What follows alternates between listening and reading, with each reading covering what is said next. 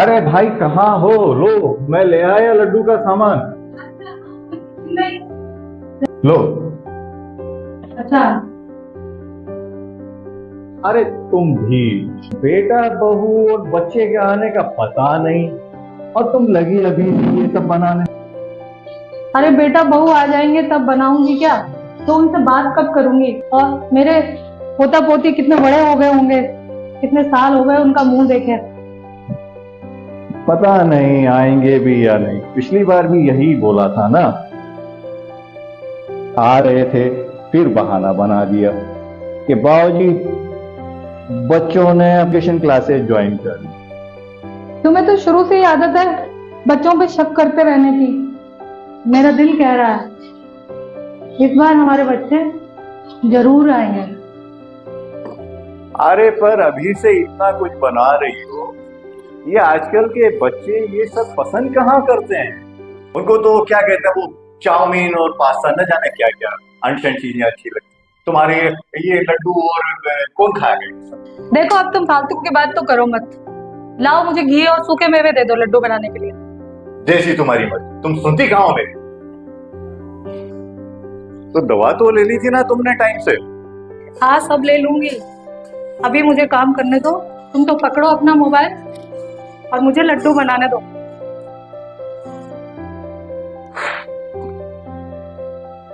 ठीक है तुम जानो फिर। हाँ ठीक है, अभी नहीं मरने वाली मैं। अभी तो मुझे अपने दोनों पोते पोतियों को जिगर से लगाना है। कितने बड़े हो गए होंगे, 2 साल पहले एक दिन के लिए आए थे।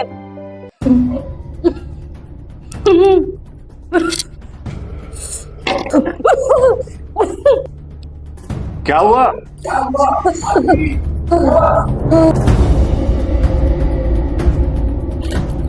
मालती, ओ मालती।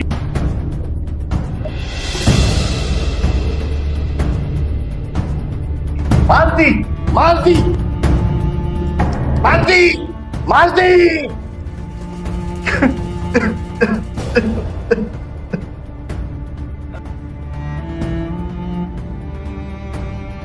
हेलो आशु, आशु, आशु तुम्हारी माँ चली गई बेटे, तुम्हारी माँ चली गई। मैं फोन मिला रहा हूँ बड़े भैया को और तुमको, बड़े भैया फोन नहीं उठा रहे। तुम जल्दी आओ बेटा। I need you both here.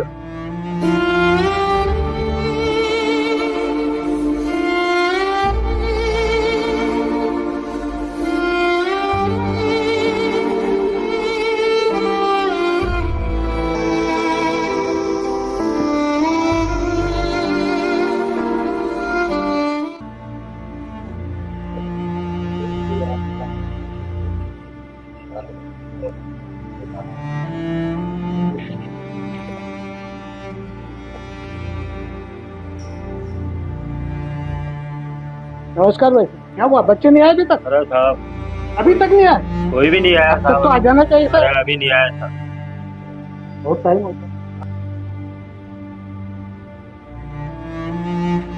ये अपने सोसाइटी की है ना, अजीब ही आदमी है। ये अकेले बैठे रहते हैं, मोहल्ले में किसी से बात करते हैं ना कुछ करते हैं। देखो ना अकेले बैठे हैं। भाई साहब शुक्ला जी ये भी परेशान रहते हैं, इनकी मिसेज भी बीमार रहती है, बच्चे 2 हैं, दोनों बाहर रहते हैं।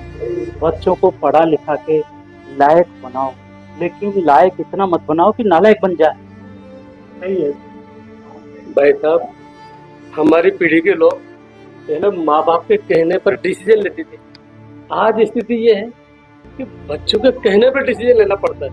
ऐसी अरे परिस्थिति हो गई। साहब आज की पीढ़ी, आज की जो हमारी पीढ़ी है ना, चक्की के 2 पार्ट की तरह हो रही है। जैसे उसमें गेहूं पिसता ना, इस तरह आज की तारीख में माँ बाप पिस रहे हैं।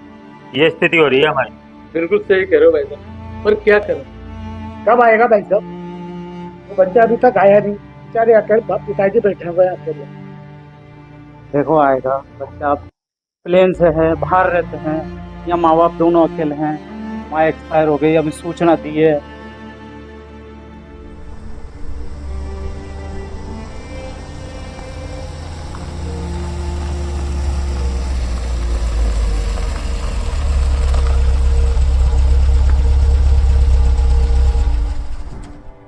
लो आ गए लाड साहब। अकेले ही दिख रहे हैं मुझे। एक बच्चा और है ना इनका बड़ा, पता है। ड्राइवर साहब गाड़ी इधर ही लगा के रखना, मैं क्रियाक्रम करके आता हूँ। साहब कितना टाइम लगेगा?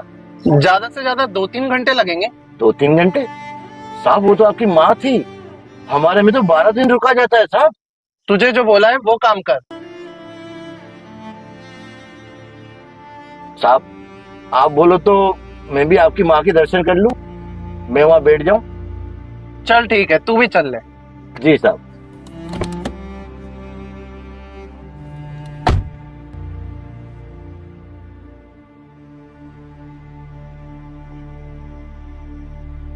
ऐसा वासी है वासी।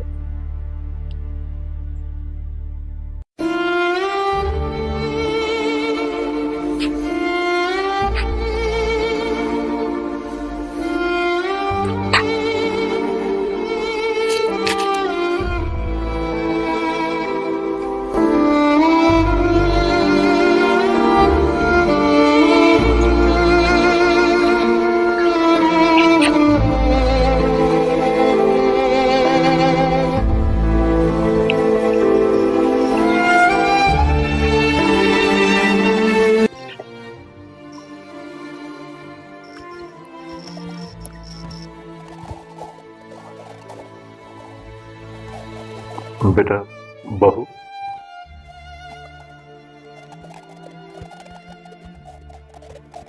बच्चे। पापा मेरा इंटरनेशनल टूर विजिट पहले से ही बुक है, तो मुझे मिलके आज ही निकलना पड़ेगा, इसलिए मैं उनको नहीं ला पाया। तुमने बड़े भैया को तो फोन किया था ना? किया था पापा, बड़े भैया बोले माँ के समय तू होया, बाप के समय मैं होया हूँ। वो भी अभी बिजी थे भैया काम में। पर बेटा तेरी माँ के जाने के बाद मैं बिल्कुल अकेला हो गया हूँ। कौन संभालेगा इतनी सारी प्रॉपर्टी में? किसी को तो तुम में से यहाँ आना चाहिए, ये सब संभालने के लिए आना चाहिए किसी को तो।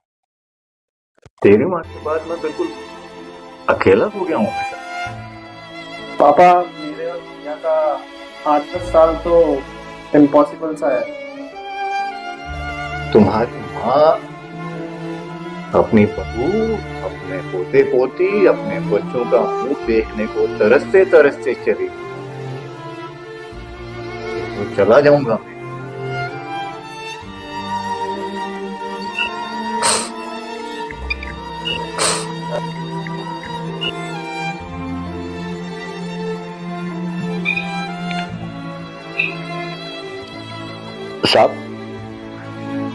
साहब वो क्रियाकर्म के सामान कहाँ है, जब तक मैं तैयारी कर लूं साहब।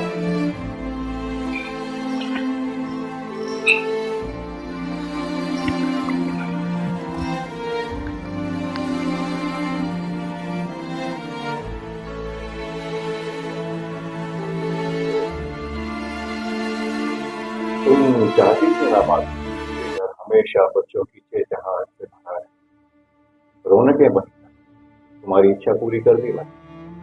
अपनी सारी संपत्ति मैंने अनाथालय और वृद्धाश्रम को दान कर दी, क्योंकि वृद्ध भी तो बच्चों की तरह ही होते हैं ना। अभी अगर हमेशा बच्चों की चेतना से हंसता खेलता रौनकें बनी, खुश होना।